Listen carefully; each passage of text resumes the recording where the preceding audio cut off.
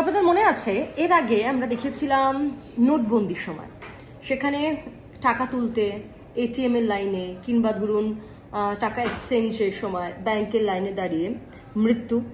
মনে আছে তো সেই সময়কার কথা?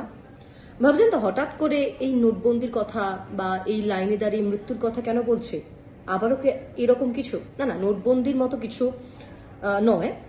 লাইনে দাঁড়িয়ে যে মৃত্যুর ঘটনা বা স্মৃতিটা আরো একবার মনের মধ্যে দাগ কাটছে। তার কারণ এইরকমই একটা ঘটনা সামনে এসেছে, লাইনে দাঁড়িয়ে মৃত্যু।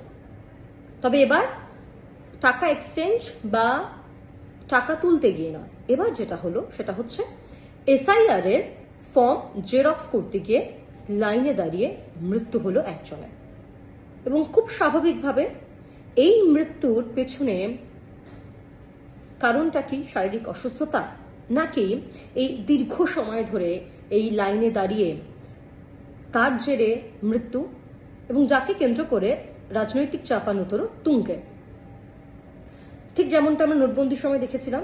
আর এবার এখন এসআইআর এর প্রক্রিয়া চলছে এবং সেই প্রক্রিয়ায় সেই এসআইআর এর ফর্ম জেরক্স করতে গিয়ে এই মৃত্যু। কোথায় হয়েছে, রাজনৈতিক চর্চা ঠিক কোন পর্যায়ে, এই যাবতীয় ডিটেলস আপনাদেরকে দেবো এখন থেকে ঠিক কিছুক্ষণ পর বিকেল 5টায় 5:05 দেখুন আমার সঙ্গে। সরাসরি দেখা হচ্ছে জি 24 ঘন্টা।